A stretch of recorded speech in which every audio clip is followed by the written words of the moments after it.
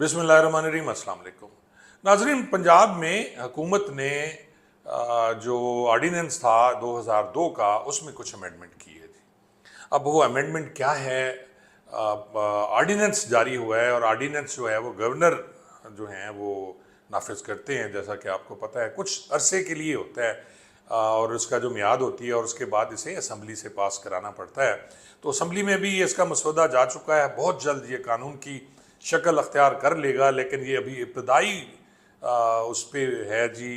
और इसको जो नाम दिया गया है वो CCD का नाम दिया गया है नाजरीन। और इसमें अमेंडमेंट जो हुई आर्डिनेंस की 2025 की है। और आप देखें कि इसमें जहां बाकी उन्होंने वो तारीफ़ की हैं, इसका नाम है जी CCD, क्राइम कंट्रोल डिपार्टमेंट इसका नाम है। और इसका कुछ उन्होंने ये बनाया है कि इसके एडिशनल IG जो होंगे, ये बेसिकली होगा उसी तरह IG पंजाब के अंडर होगा, लेकिन इसके एडिशनल IG होंगे। और एडिशनल IG जो होंगे उनके साथ फिर एक DAG होंगे। और DAG के साथ फिर जो नीचे है डिवीजन की सतह पे SP होगा, एक 18वें स्केल का या 19वें स्केल का। और SP के अंडर फिर 3 जो डिस्ट्रिक्ट हैं या जितने उस डिवीजन में डिस्ट्रिक्ट्स हैं, उसमें एक DSP जो होगा CCD का इंचार्ज होगा और वो अपना फिर स्टाफ अलहदा रखेगा। हर ज़िला में एक थाना होगा और उस थाने में फिर FIRs दर्ज होंगी। और क्राइम कौन कौन से इसमें होंगे वो मैं आपको बताता हूँ। पहले मैं आपको एक किस्सा सुनाता हूँ कि ये जो महकमा बना है ये सौतन की तरह SHOs और DPOs पे पड़ेगा या नहीं पड़ेगा, ये मैं आपको किस्सा सुना देता हूँ। अपने साथ बीता हुआ किस्सा है पुराना, जब मैं SHO हुआ करता था। 2004 की ये बात है नाजरीन। उस वक्त सरफराज साहब हमारे SSP होते थे, बाद में वो फिर DPO हो गया। ये 2002 में जो कानून आया था, ये जो आया था ये अमेंडमेंट थी पुलिस रूल्स में। हनीफ जोया हमारे एक SP थे जी, जो लाहौर से ताल्लुक़ रखते थे। हॉकी के वो खिलाड़ी थे और हॉकी के बेस पे ही वो पुलिस में भर्ती हुए और वो फिर आके तैनात हो गए जी रहीम यार खां में। अब रहीम यार खां को नाजरीन सोने की चिड़िया कहा जाता है पैसों के हिसाब से। यहाँ बहुत ज़्यादा कहा जाता है जी पैसा है। और सादकाबाद तहसील जो है वो रिचेस्ट सब डिवीजन उसको कहा जाता है पंजाब का। अब पता नहीं क्या हालात हैं, लेकिन पहले ये कहा जाता था। अब बहुत सी तहसीलें अमीर हो चुकी हैं। अच्छा, ये दोनों क्लास फेलो भी थे जी, सरफराज साहब और जो हनीफ जोया साहब।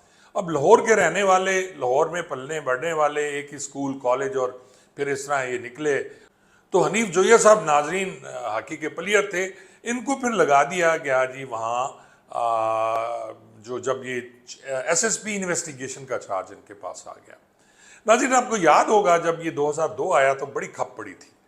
ज़िले में एक DPO होता था और उसके साथ एक SSP इन्वेस्टिगेशन लगा दिया गया, जो अब भी होता है। अब इसमें जो रोला था वो अख्तियारात का था और DPO के पास कोई इख्तियारात नहीं थे। DPO का काम सिर्फ जो है लॉ एंड ऑर्डर को देखना था और जितनी भी तफ्तीशें होती थी ये सारी SSP इन्वेस्टिगेशन के अंडर थी। अब भी यही हालात हैं कि SSP इन्वेस्टिगेशन या DAG इन्वेस्टिगेशन जो लाहौर में है वो तफ्तीशों को देखता है, जो ऑपरेशन विंग है वो नहीं देखता। हालांकि ये मैं समझता हूँ ये कानून जो है ये जो बेचारे मजलूम अवाम है उनके लिए तो अजाब है। वो इस तरह कि जी पहले आपने जाना है, एक दरख्वास्त देनी है ऑपरेशन विंग में पर्चा दर्ज कराने के लिए। आपने वहाँ पेशियाँ भुगतनी है, आपने SHO को दरख्वास्त देनी है, फिर आपने DSP के पेश होना है, फिर आपने SP ऑपरेशन के पास पेश होना है जो यहाँ के इंचार्ज हैं, फिर आपने मिन्नतें तरले करनी है, जहाँ पैसे देने हैं वहाँ पैसे दे के फिर आपका बड़ी मुश्किल से पर्चा दर्ज होता है। और पर्चा दर्ज होने के बाद जब ये तफ्तीश के लिए जाता है तो फिर आपको वही सारे मकामात से फिर सीढ़ियाँ फिर चढ़नी पड़ती हैं। नीचे वही जो आपका तफ्तीशी है, फिर इंचार्ज इन्वेस्टिगेशन है, फिर DSP इन्वेस्टिगेशन है, फिर SP इन्वेस्टिगेशन है। तो ये घोरक धंधा है ऐसा नाजरीन जिसमें आवाम फंसी हुई है। किस्सा वहीं से शुरू करता हूँ जी हनीफ जोया साहब से। अब हुआ ये कि जी हम सारे SHO बड़े परेशान होते थे कि हनीफ जोया साहब को शुरू में जो अख्तियारात दे दिए गए वो 302 और 324 का।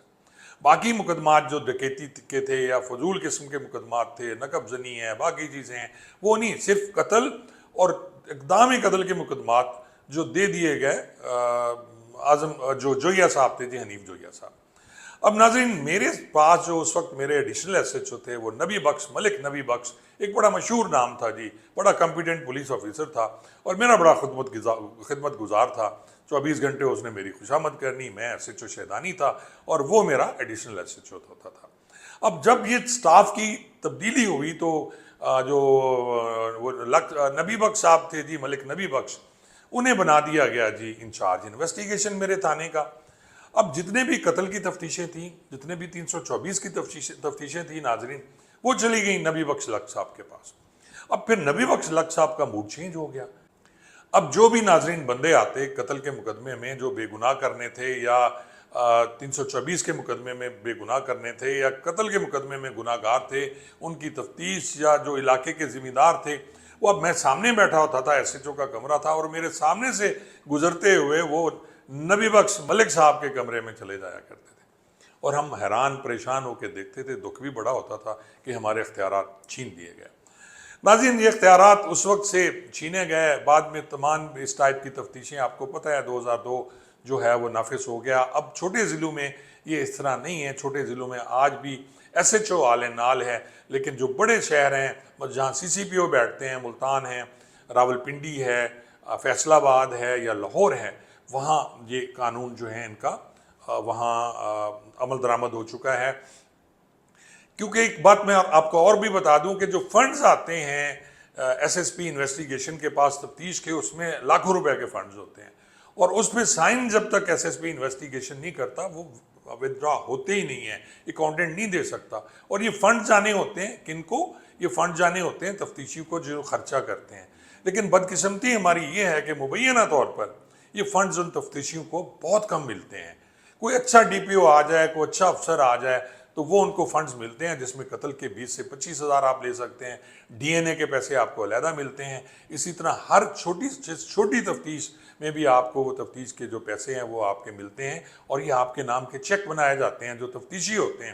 لیکن اب پتہ نہیں کیا سسٹم ہے، ملتے ہیں نہیں ملتے اس کا مجھے کوئی اندازہ نہیں ہے، لیکن اس وقت ہمیں نہیں ملا کرتے تھے، میں آپ کو دعوے کے ساتھ کہہ سکتا ہوں. اچھا ناظرین، جو نیا محکمہ بنا ہے سی سی ڈی، اب اس کے افسران جو ہیں وہ کیا کیا تفتیشیں کر سکیں گے. اب ہم تو روتے تھے اس وقت صرف قتل اور اقدام قتل کو. آپ یہ دیکھیں کہ کون کون سے مقدمات اس آرڈیننس کے تحت یہ کریں گے جی. پہلا مقدمہ جو پہلا نمبر ہے جی وہ ڈکیتی کا ہے. کوئی بھی ڈکیتی ہوگی اس کی تفتیش سی سی ڈی کرے گا. پھر اگلا آ گیا جی رابری، یعنی کچھ چیز آپ سے چھینی جاتی ہے، 392 ہے اس کو رابری کہتے ہیں. ڈکیتی 395 کو کہتے ہیں، جس میں 5 سے زیادہ افراد واردات کرتے ہیں وہ ڈکیتی ہوتی ہیں، اس سے کم ہے تو وہ پھر رابری میں آتی ہے. اسی طرح ڈکیتی اینڈ رابری ود مرڈر، اگر ڈکیتی اور رابری میں قتل ہو جاتا ہے وہ بھی سی سی ڈی کرے گی. اگلا آ جاتا ہے ڈکیتی اینڈ رابری ود ریپ، اگر ڈکیتی اور رابری میں ریپ ہوتا ہے، کوئی کسی خاتون کے ساتھ خدا نہ خواستہ کو اس کے ساتھ زنا بالجبر ہوتا ہے، وہ بھی یہ کرے گی. اور پھر آ گیا جی کڈنیپنگ آ گیا جی اینڈ ابڈکشن، کہ کڈنیپنگ ہوتی ہے، اغوا ہوتا ہے، وہ بھی یہ کرے گی. اور ریپ اور سوڈمی، اگر ریپ اور سوڈمی کے ساتھ کوئی کیسز ہوتے ہیں یہ بھی وہی ہوگا. اور پھر اگلا آ جائے جی نمبر 7 پہ ہے جی کڈنیپنگ فار رینسم، اگر اغوا برائے تاوان ہوتا ہے یہ بھی یہی کرے گا جی، سی سی ڈی کرے گا. پھر ایکسٹارشن ہے 384 383 بھتہ لینا، یہ بھی وہ کرے گا.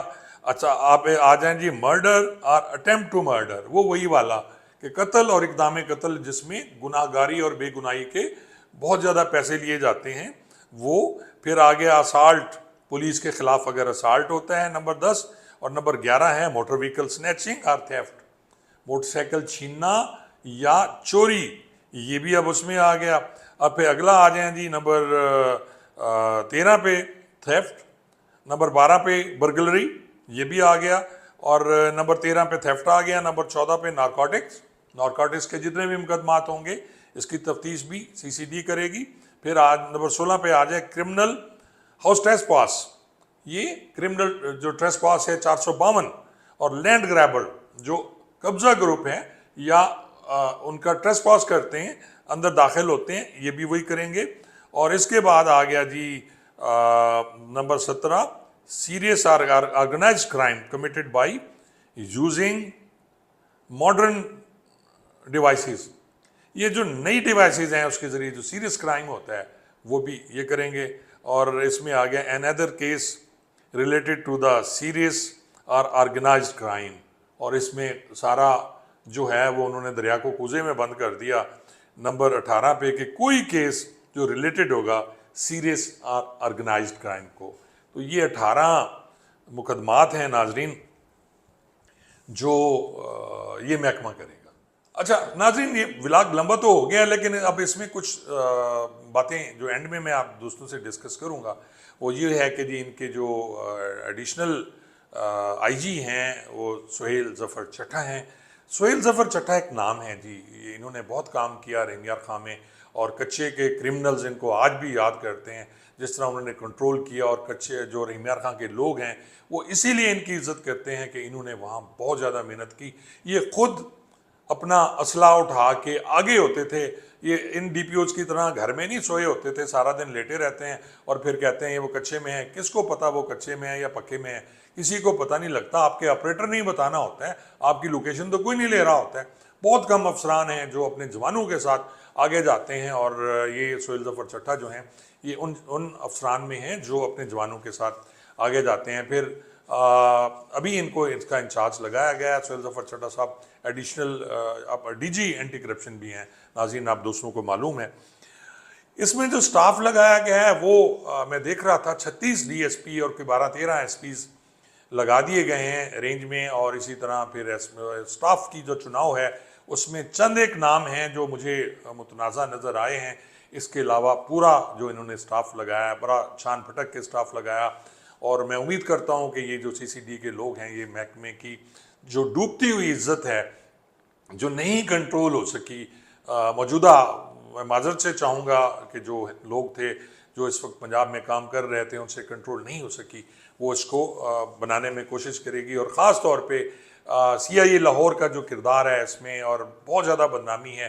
اسی طرح پولیس کا جو سٹاف ہے وہ جو ان کی حرکتیں ہیں, اب یہ ایس ایچ او صرف یہی کریں گے کہ ڈیلی رات کو یہ پارٹیاں جو ہیں ان کو گھیریں گے, اور اسی طرح رات کو جو ڈانس پارٹیاں ہوتی ہیں جو ان کو پکڑیں گے اور اپنا دہاڑی بنائیں گے. ویسے ان کے پاس تفتیشی وغیرہ تو ایس ایچ او اس کے پاس ہوتی نہیں ہے. اب وہ جو ان کا سٹاف ہے باقی انویسٹیگیشن اسے بھی ہٹا کے آپریشن میں ضم کر دیا جائے تاکہ گشت کا نظام تو مؤثر ہو جائے. ناظرین, اس کے علاوہ جو سی آئی اے میں غیر قانونی گرفتاریاں ہوتی تھیں, اور اس کے ساتھ ساتھ آپ دیکھیں کہ جو رقم اکٹھی کی جاتی تھی, اور مبینہ طور پر مجھے بتایا گیا تھا ایک سی آئی اے کے بڑے ریزنیبل افسر نے بتایا کہ 1 لاکھ روپیہ فی تھانے دار بھی اکٹھا ہوتا رہا ہے ریکوری کی مد میں, اور یہ ریکوری فنڈ اکٹھا ہوتا ہے کروڑوں کی شکل میں ہوتا ہے, اور یہ اس لیے ہوتا ہے کہ اگر کسی کی بہت بڑے آدمی کی واردات ہو جائے تو فوری طور پر اس کو یہ اس فنڈ میں سے پیسے اٹھا کے اس کی ریکوری دے دیتے ہیں تاکہ اس کا منہ بند ہو جائے اور وہ کوئی شور نہ کر سکے. 2-4 ایسی وارداتیں ہوئی ہیں بیریا میں, ڈی ایچ اے میں, مجھے جس کا علم ہے, جو کہ اسی طرح ان کا منہ بند کیا گیا.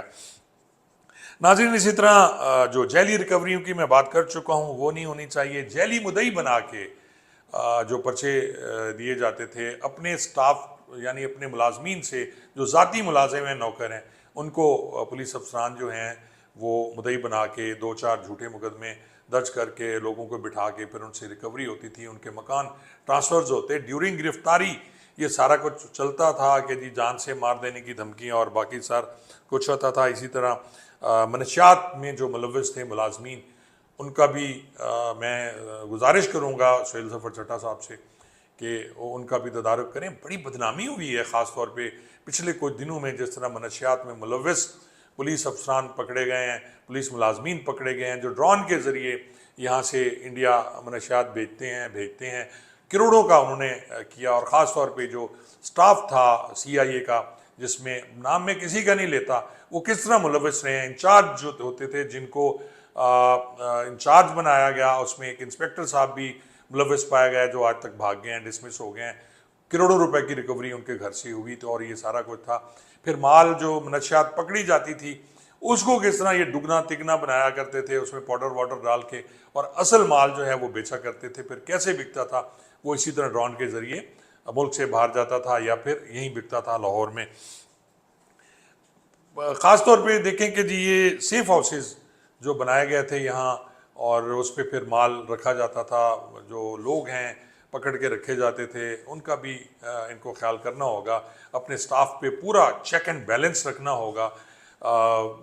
پھر جیسا میں پہلے عرض کر چکا ہوں جو سہیل ظفر چٹھا صاحب سے کہ وہ اپنے ملازمین پہ بھی چیک اینڈ بیلنس رکھیں گے، یہ نہ ہو کہ جو بدنامی پولیس کے ذمہ چڑھ چکی ہے، جو پولیس کے کھاتے میں ڈلی ہوئی ہے اتنے سالوں سے، جس کو ہم ٹھیک کرنے کی میں خاص طور پہ اور میرے بہت سے دوست کوشش کرتے ہیں، بہت سے افسران ایسی کوشش کرتے ہیں کہ پولیس کا مرال اپ ہو اور پولیس والے ایسے گھٹیا کام نہ کریں، لیکن کوئی نہ کوئی ایسا وقوع ہو جاتا ہے ناظرین جس میں سارا کیے کرتے پہ پانی پھر جاتا ہے، جیسا کہ ابھی ایک میاں کاشف ضمیر صاحب کے وقوعے میں وہ جو ٹک ٹاکر ہیں، ایک تھال اٹھایا ہوا تھا کانسٹیبل نے، اس نے پولیس کی عزت یعنی بیڑا غرق کر دیا، اور اب اسی کی صفائیاں سارے پولیس افسران بھی دے رہے ہیں اور سارے لوگ کہہ رہے ہیں کہ نہیں جی وہ تو نہیں تھا پولیس والا، یا ہے یا نہیں ہے، اس پہ میں علیحدہ بلا کر چکا ہوں۔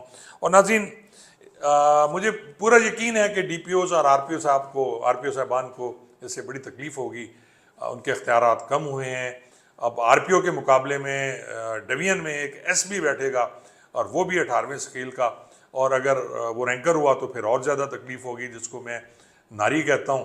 تو اسی طرح 18ویں اسکیل کا ڈی پی او کے مقابلے میں ایک ڈی ایس پی ہوگا اور وہ آل نال ہوگا اور اس کا اپنا تھانہ ہوگا، اور مجبوری میں جو مقدمہ چاہیں وہ لینا چاہیں یہ اسی ڈی پی او کو لکھ کے انہیں بھجوانا ہوگا، اور کیونکہ یہ قانون بن جائے گا اور ظاہر ہے اس قانون پہ عمل کرنا بنتا ہے۔